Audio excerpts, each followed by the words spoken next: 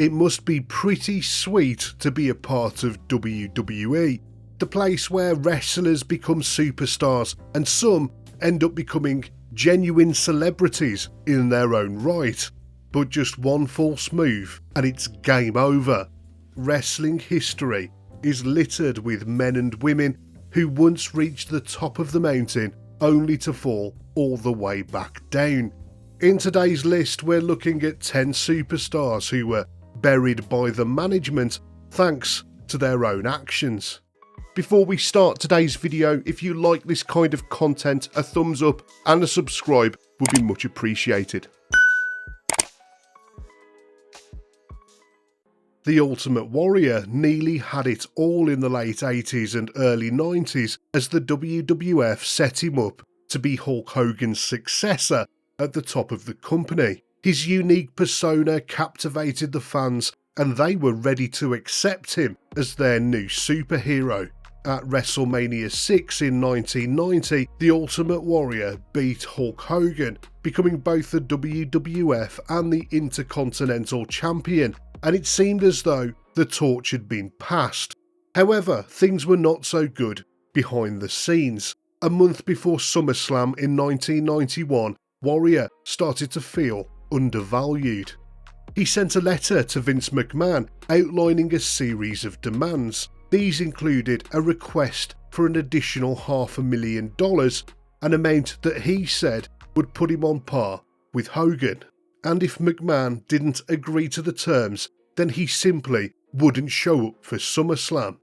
McMahon agreed to the terms in order to get Warrior to appear, and then after the show, he suspended him. Warrior's career in the WWF was never the same again. McMahon brought him back when he was desperate for star power in 1992 and in 1996, but the men could never see eye to eye. In 2005, WWE released The Self-Destruction of the Ultimate Warrior, a DVD documentary that absolutely eviscerated the man over the course of 95 minutes. It is the only time that a burial like this has taken place in home video format, as both superstars and legends went in front of the camera to speak about how much they hated this relic of the 1980s. Warrior himself was apparently very upset about the DVD, and no surprise because it was absolutely brutal. In the mid-1990s, Sunny emerged as the WWF's first true diva. Initially, she managed her real-life boyfriend Skip, aka Chris Candido, but she quickly transcended the role thanks to her stunning good looks and natural charisma. Her popularity went through the roof, and she was even named AOL's most downloaded woman of 1996. Sunny was on the verge of becoming a mainstream celebrity as she appeared on MTV and Entertainment Tonight, and the WWF gave her more and more to do on their own TV shows too. She became guest referee for certain matches and she hosted Live Wire and Shotgun Saturday Night. But all was not well backstage. Fame was quickly going to the 22-year-old's head. Sunny was cheating on boyfriend Chris Candido with multiple wrestlers backstage, including Shawn Michaels, and she was falling deep into substance abuse issues. But despite multiple warnings to clean up her act, Sunny didn't listen. And so, in mid-1997, the WWF started to diminish her roles within the company. She was given less and less to do, and then they sent her out on loan to ECW for a few months. When she returned to the Federation in 1998, she'd been replaced by Sable, who had become the company's new #1 woman. But not only did the company replace her with a newer model, after a few months, they decided to just fire her.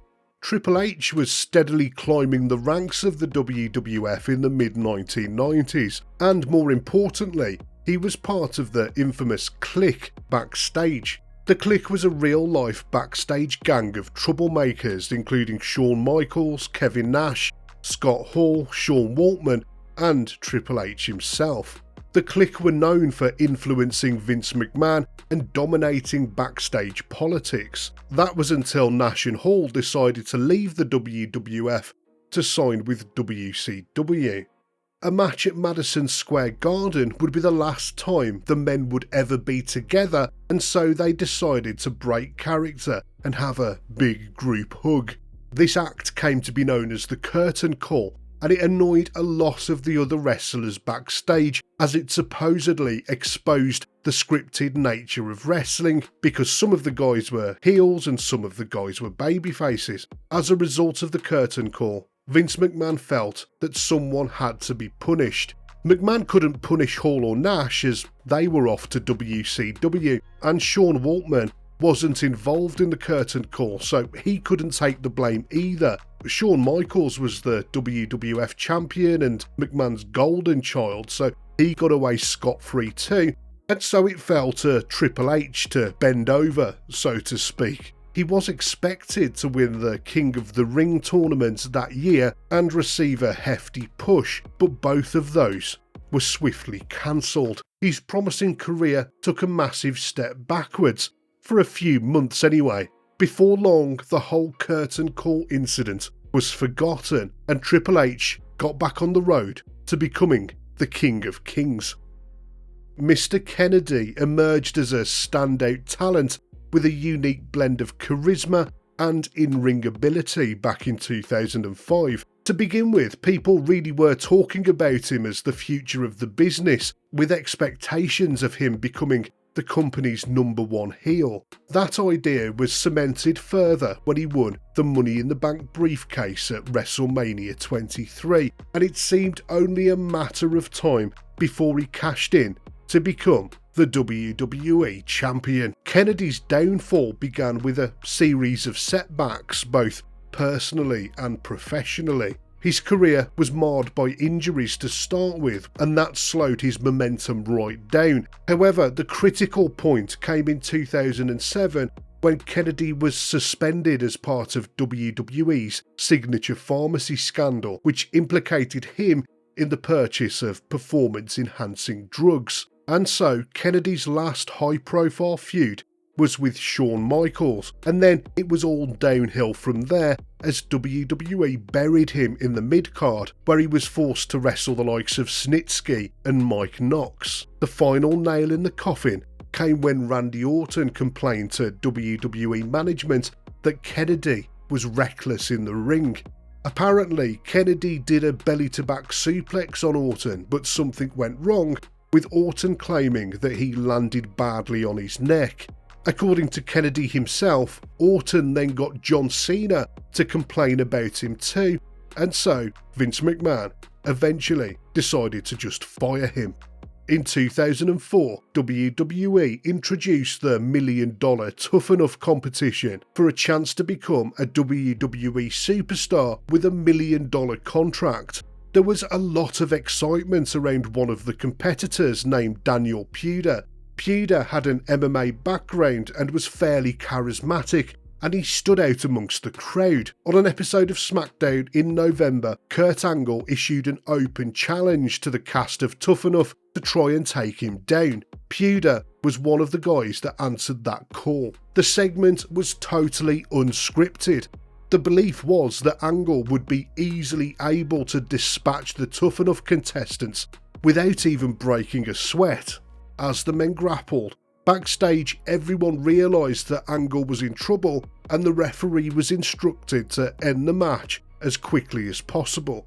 However, it was clear that Angle was just moments away from tapping out and being humiliated on WWE TV. Under usual circumstances, WWE would have buried Puder there and then. However, the entire Tough Enough competition was legitimate. When it came to the end of the competition, the fans voted via the website for the winner to be Daniel Puder.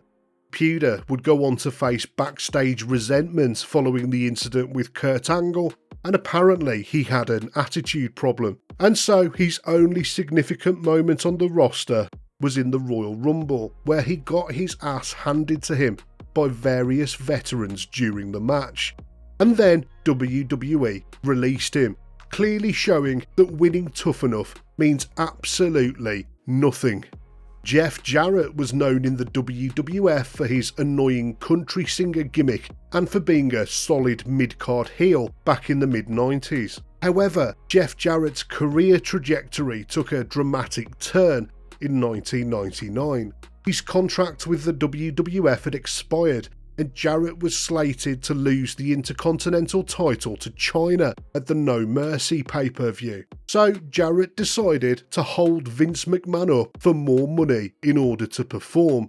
McMahon was forced to pay Jarrett a fairly large sum of cash, and then Jarrett went off to WCW. That was all fine and dandy for Jarrett, until McMahon purchased WCW a couple of years later. During the historic Raw and Nitro simulcast, McMahon explicitly fired Jarrett on live TV.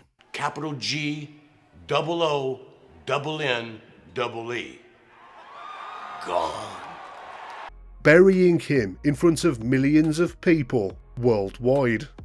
In the early 80s, Wendy Richter emerged as a trailblazing figure in women's wrestling.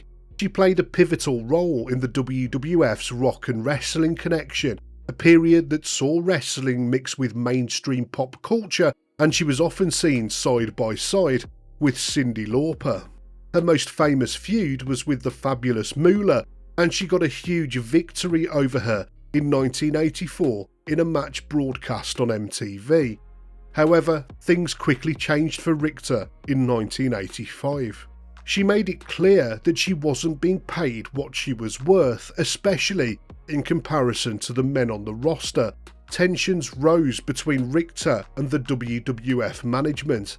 These tensions came to a head in what is now known as the original Screwjob.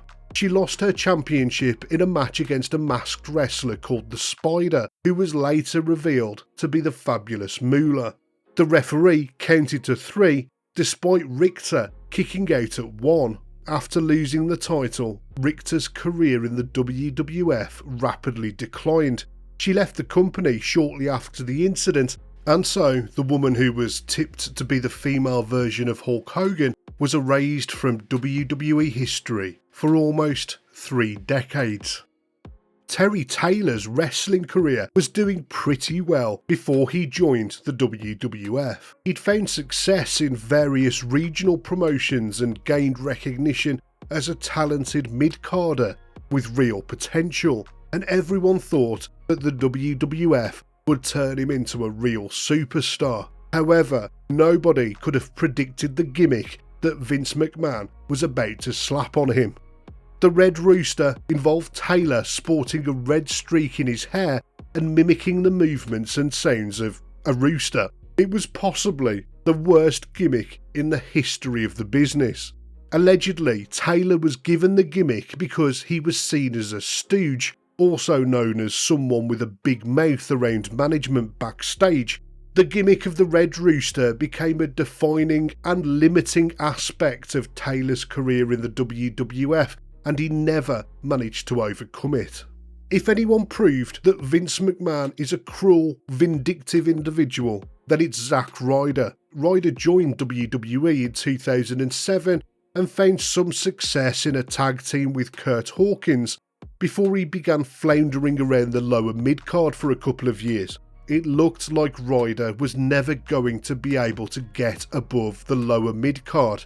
Ryder himself knew that WWE weren't going to push him, and so he tried to get himself over with the fans. In 2011, he started a YouTube web series called Z True Long Island Story. The series took off in a big way, and he grew his fan base massively without any help from WWE. This popularity transferred to live events where fans started chanting his name and wearing his merchandise, and for a short time, it seemed like Vince McMahon was a part of the Ryder revolution too. Ryder started getting a push and he won the US Championship at the end of 2011. Then he mixed things up with John Cena on TV and even got a shot at the WWE title. But then everything changed. It seemed that McMahon had changed his mind as Ryder headed all the way down to Burial Town. He lost the US title and then had his on-screen girlfriend stolen from him by John Cena, and who can forget them putting him in a wheelchair only for Kane to brutally wheel him off the stage. So why did this burial happen? Well, apparently McMahon resented Ryder for getting himself over organically with the fans. Rob Van Dam was a standout performer in WWE.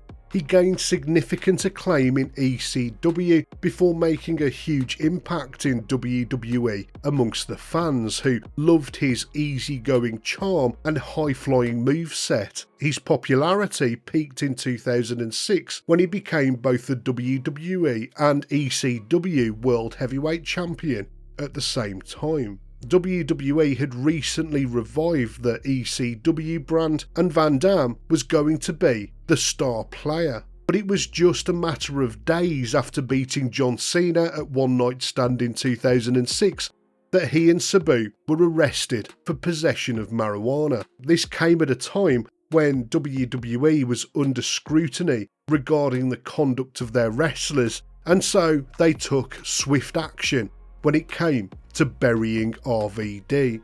He lost the WWE Championship to Edge and the ECW Championship to The Big Show in rapid succession, and then they suspended him for 30 days. RVD ended up leaving the company in 2007, and despite numerous comebacks since, he never reached the top of the mountain ever again.